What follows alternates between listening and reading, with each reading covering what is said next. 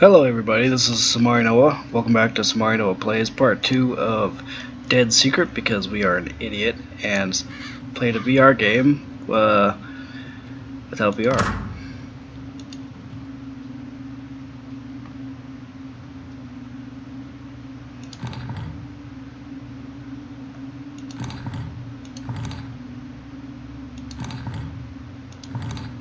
Hey!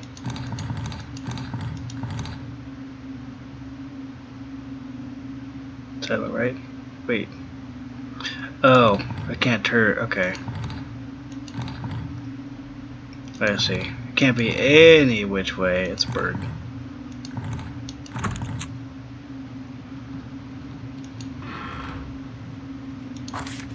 It's a small wooden knob. I got a small wooden knob for you. Oh, now we can enter that room beyond the study. Alright. Let's go.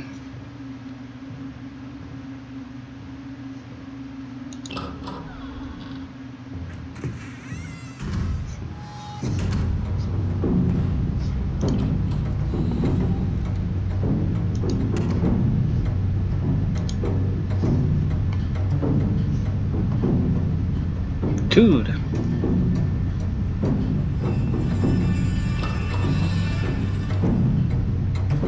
It's obviously gonna know where we are.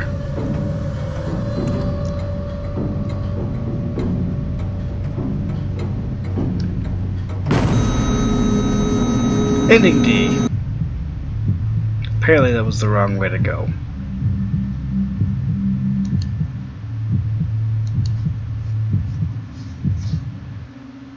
Shit.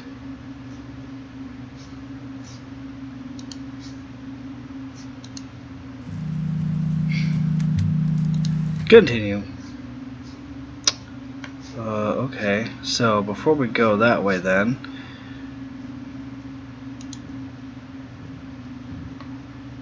so we can try to hide under the bed.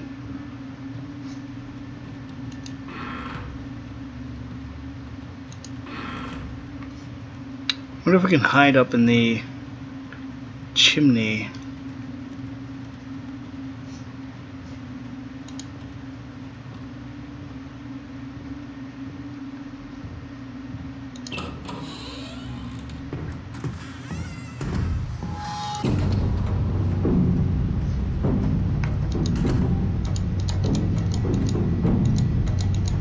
Fucking go.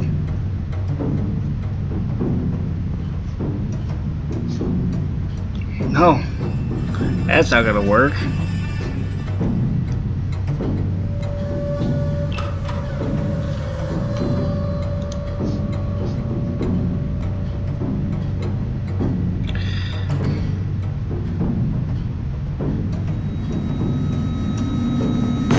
Hi, buddy. Wait, can we put on the mask, maybe? Yes, I understand. Let's go.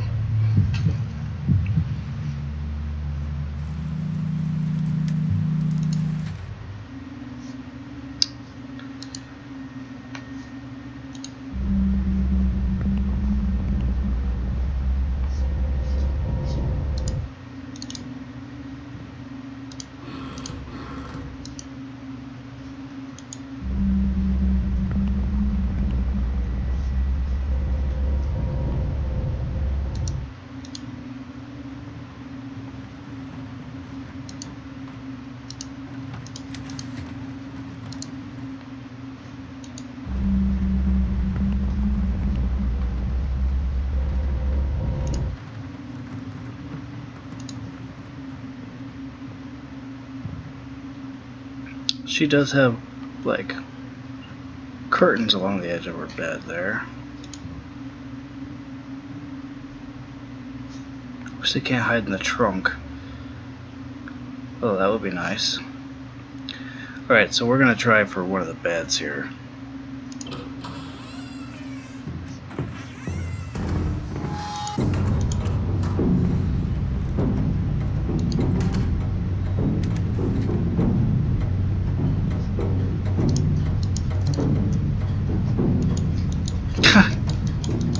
Dumb girl.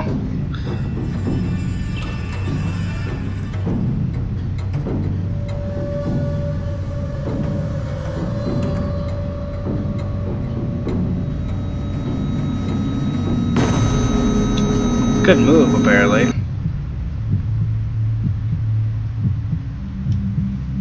I get it.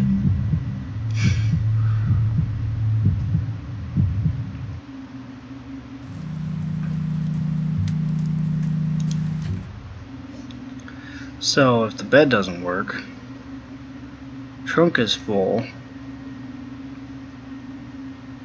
Maybe we could hide behind that chair.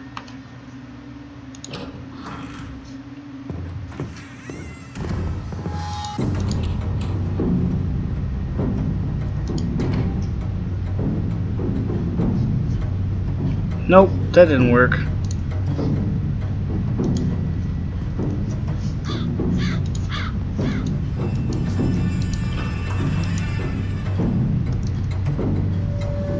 What if we look away?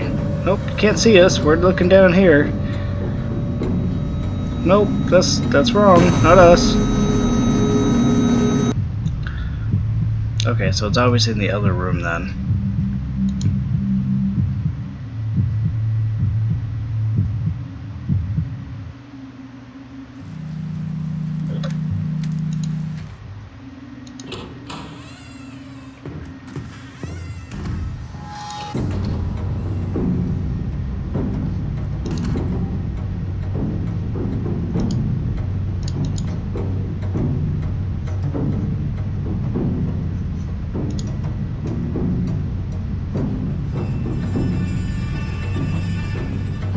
There we go.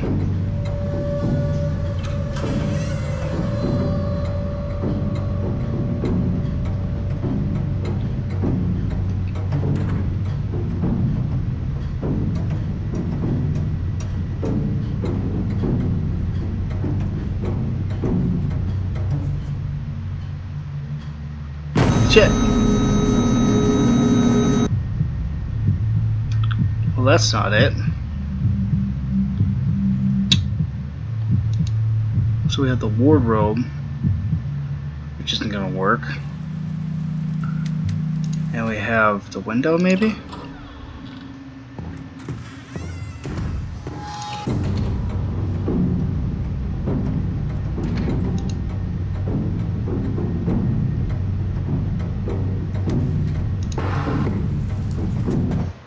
There we go.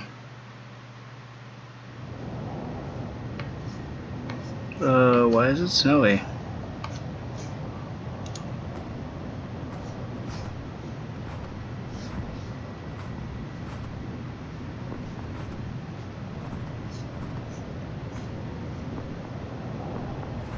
Hey, Burb.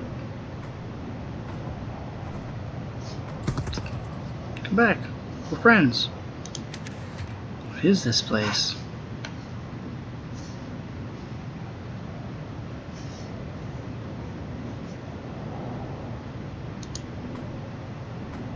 Why are you fading out? There's another lantern there.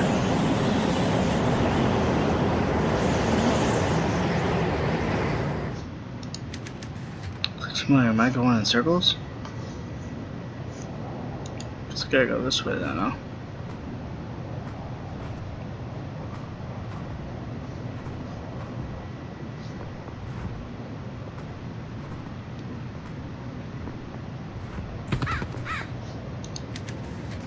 Feels like the right way. Damn.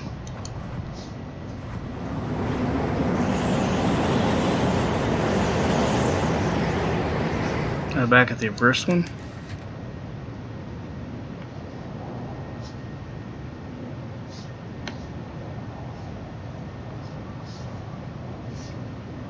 No, I think I start out the last one. Oh, damn it.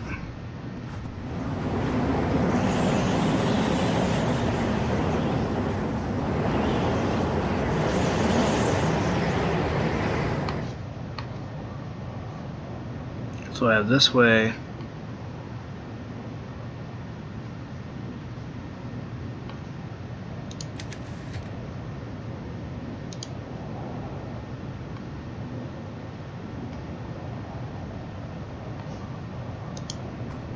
It's the only way I can go, apparently.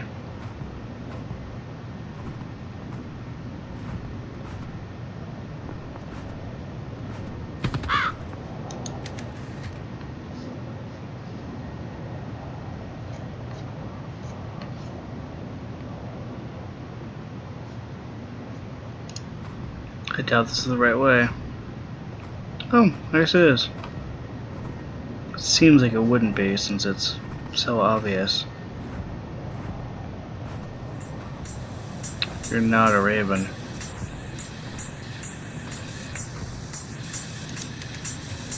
Oh, here. I don't understand. Is that a fridge? Alright, bye.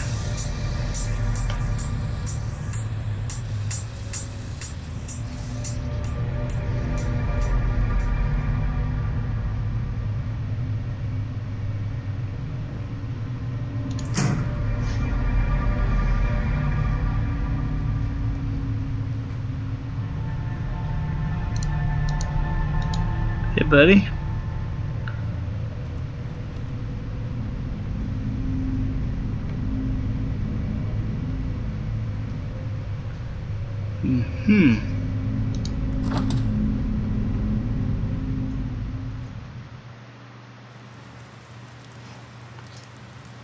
What?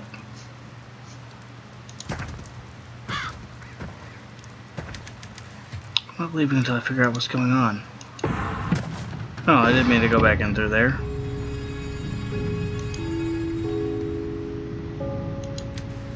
It's a scale. Dr. Bullard, I followed your instructions to calibrate the Tempest Prognosticator.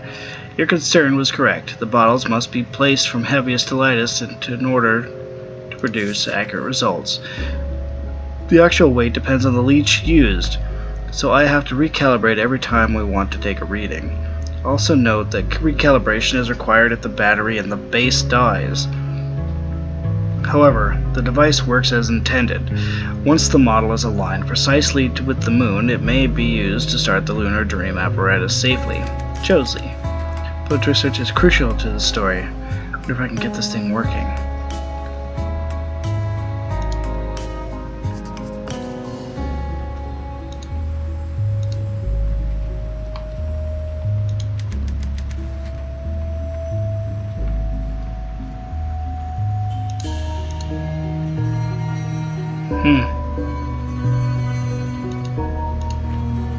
Chapter 4, The Subconscious Mind. I keep forgetting that this is VR.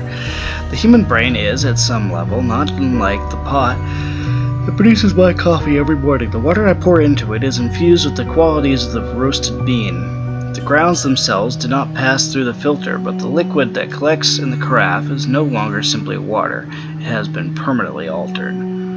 Every part of my body is a sensitive instrument. My skin, my eyes, my muscles, my tongue. If I am a coffee pot, the stream of physiological information is the water, and my conscious mind is the coffee in the carafe. And the sieve, the filter that makes the drink palatable, is the subconscious mind. Getting pretty heavy there, aren't you? Ooh, there's one.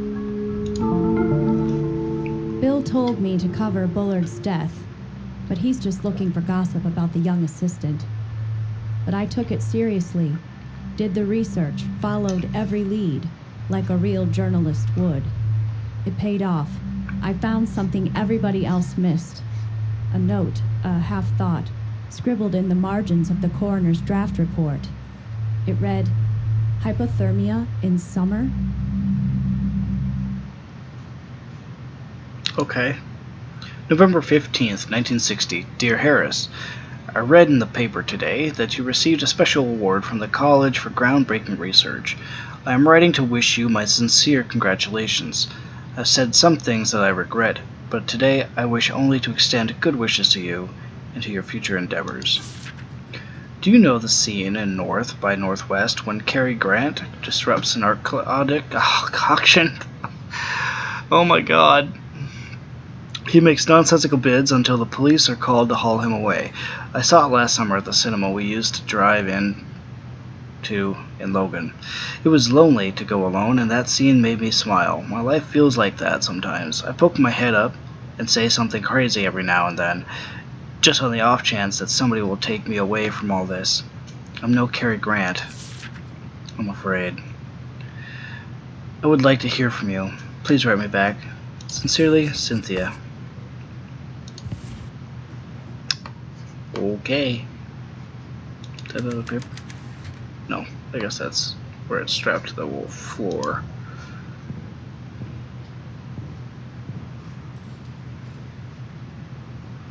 Well, let's go over here first.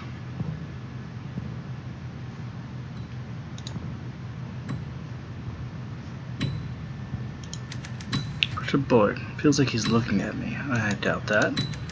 Fireplace has been used recently. In summer? Yeah, why not? A fireplace broom. Useful. Fireplace poker.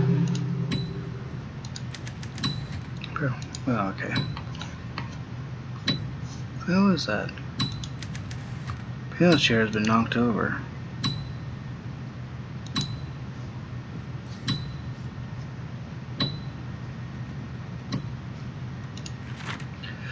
National recognition for local college, Washington, D.C., July 2nd, 1965. The National Academy of Sciences announced its annual picks for leaders in science academia on Wednesday. Among the recipients of this prestigious award was our own Oakley College in Logan. The college won recognition for the controversial research paper published by the school's small neuroscience department last year. We are very proud to have our work recognized in this way, said Dr. Graham Wellington, chair of Oakley's Brain Studies program. We are a very small program, focused on areas of research that the big schools ignore. We applaud the Academy of Sciences for giving us a chance to prove ourselves. The award-winning paper, authored by Wellington and Dr. Harris Bullard, was written in 1962 but only published last year. Titled Accessing Subconscious Waves Through Twisted Pair Electroencephalography, the highly technical paper caused some controversy in the neuroscience community and was ridiculed by many experts in the field.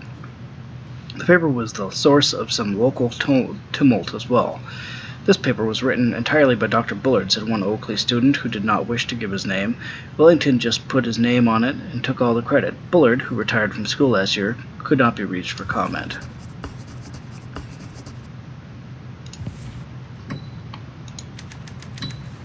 Sheet music is scattered all over the floor. Was Bullard a musician? I didn't know that. It could be his house. Mate. H. Bullard, Daily Log, May 24th, 1962. Cynthia called me today. She sounded drunk. Sometimes I think she calls just to get a rise out of me. I maintained my calm this time, declined her invitation to meet, and told her in no uncertain terms that if she was looking for money, she had best look elsewhere. And now I am going to get myself drunk. Graham came by my office this morning. He had a strange-looking envelope. It was addressed to me, but had been pushed under his door. It bore no return address, just the single word, woodcutter. I had to run to class and haven't had a chance to open it yet, but something about it makes me uncomfortable. I hope it's not another love letter from a student. Graham is a weasel. He's never stepped foot in the lab or run an experiment, but he makes it sound like he's the brains behind the whole program. Without me, he'd be a washed-up theorist with nothing to his name.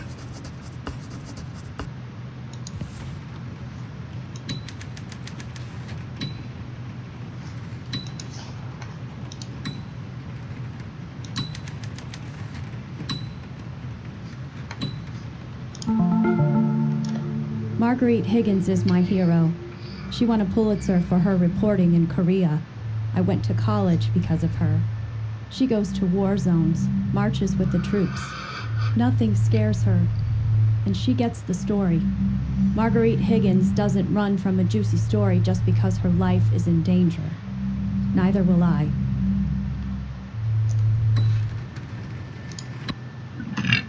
Excuse me. H. Bullard, Daily Log, August 18, 1965. The little mail fraud enterprise Bobby and I are operating has paid off. Since the beginning, I had suspicions about Woodcutter's true identity, but I cannot confront him without evidence. Several months ago, I started paying Bobby extra to steal outgoing correspondence from a particular individual's mailbox. We steam open the letters, give it a read, and then send it on its way. It's not the most exciting trick in the book, and Bobby certainly doesn't like it, but I found it an effective method of surveillance. Today we intercepted a very interesting letter. This one confirms most of my theories. It has been locked away for safekeeping. When I have one or two more pieces of the puzzle, I'll nail woodcutter to the wall. I'll have to do it quickly, though. The device, my ace in the hole, is almost finished. When it's completed, there will be no reason for Woodcutter to let me live. I just have to get to him first.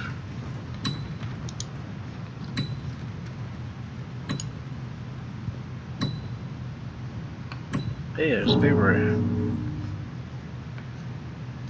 What the hell? The Crystal Cave by Bobby Sawyer, Chapter 8. The passage continued downward. A steep slope like we were going down a hill. The smooth crystal didn't give our feet purchase, and we were trying our best not to slip. It was dark as night, but the light from our helmets reflected strangely from the walls, making them dance blue. Once or twice I thought I saw a flicker in the glass, but it was just a trick of the light. It was cold down there. None of us were wearing jackets. It dawned on us that we had come totally unprepared. A few hours ago, or before, we had been whooping and shouting, excited by the crazy angles that cut the crystal entrance out of the cave wall, sure that we'd found something that was going to make us rich. Now we walked in silence. Henderson's face bore a hard, determined look. Johnson's was all suspicion. Jimmy just looked scared, his skin pale and his eyes wide. I opened my mouth to say something to him, then shut it. Either we'd find a way out of here, or we'd die down here. All there was to it. It was then that Johnson screamed. Now, those are like really tiny chapters. This is like a Goosebumps book. Oh yeah, hey, I got this dumb mask.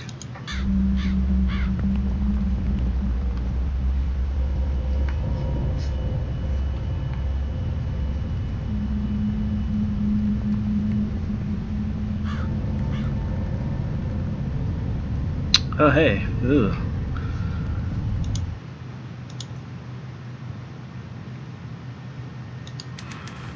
Some loose floorboards here. Probably pry these floorboards up with the right tool.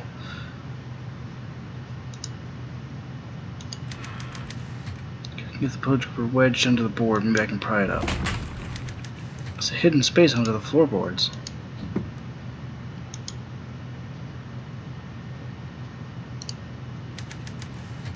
Some sort of lockbox. There's a combination lock to it.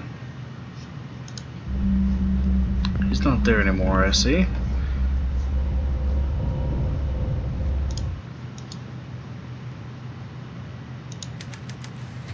The hearth is covered in ash. Is there something written in here? Sure, why not? Take it. It's a series of faint symbols. I tried to make out the symbols. I wonder if the mask would make it clearer. Star, circle, square.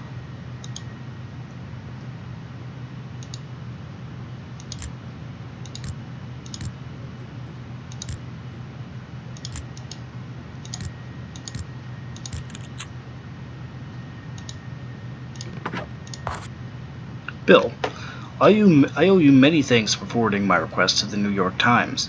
I think we have the opportunity to tell one of the greatest science stories of the 20th century and make a considerable sum in the process. The Times is a great first step, but when we are finished I want to have headlines written about me on the front page of every paper in the country.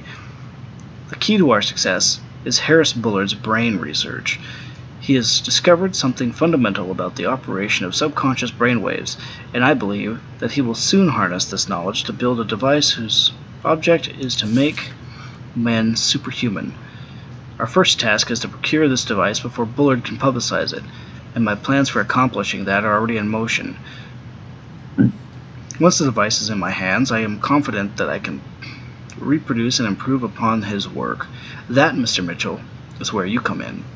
An invention of this magnitude must not be consigned to the boneyard of the academic journal. It deserves praise and recognition from the common man. We'll make it the story of the year, and then we will sell the technology to those rich enough to meet our price.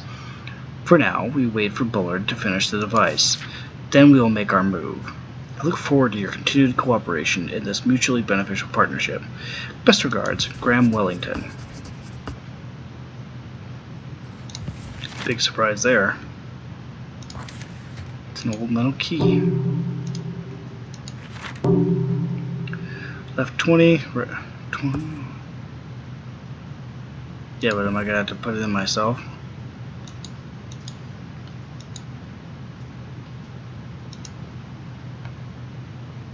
That's the real question.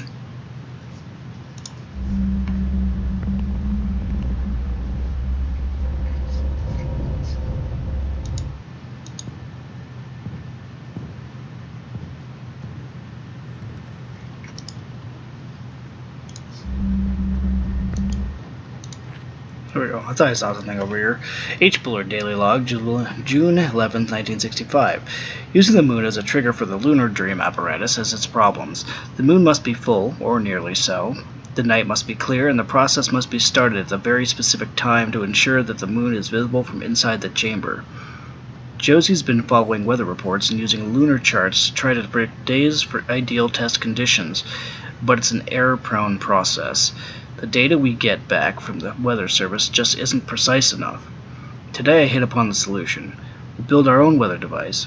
In fact, we can base it upon an exceedingly accurate design from a century ago, the Tempest Prognosticator.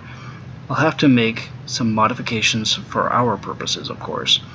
I'm sure that with some tuning we could build a device that responds exactly to our weather needs. Then we'll need to find some leeches.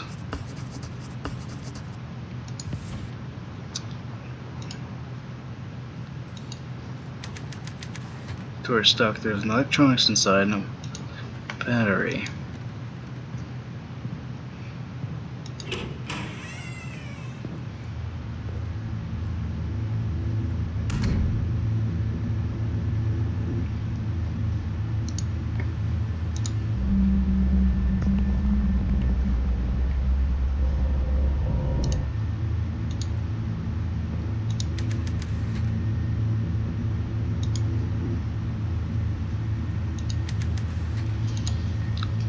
I think I've had a stove like this before.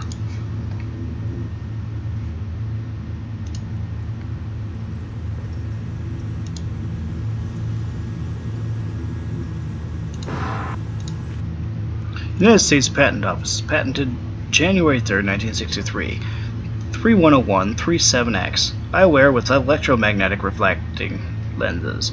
Harris Bullard, Oakley College, Logan, Kansas. Filed November 7th, 1959, serial number 772588 for claims. Abstract of the disclosure. A pair of goggles is provided which includes a metal strip, a battery, and lenses, an assembly which, when placed over the eyes so that it rests against the head, permits the metal strip to touch the skin just above the left ear and crossing the forehead to touch the skin above the right ear as well. The function of the metal strip is to detect, upon contact, electromagnetic impulses from the brain and to transmit them to the lenses.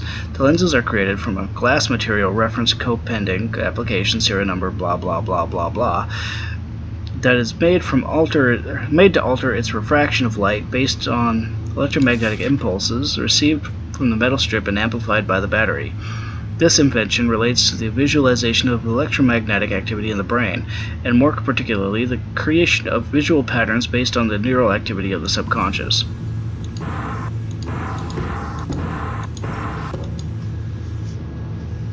Okay. Coffee can that's frozen shut. Here's something rattling around inside. So I just gotta carry it with me.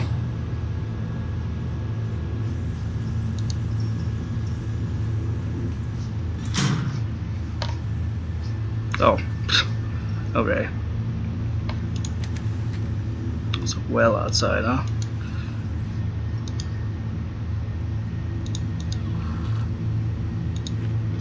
Harris Bullard, I am woodcutter. You have 5 days. I am coming.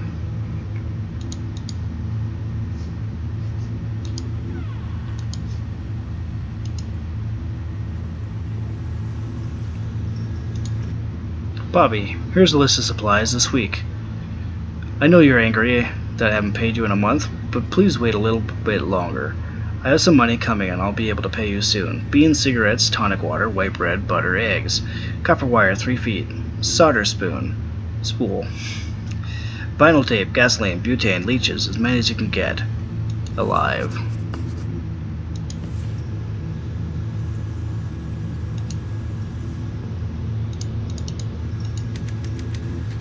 It's full of dishes. Geez, looks like they just threw them in there.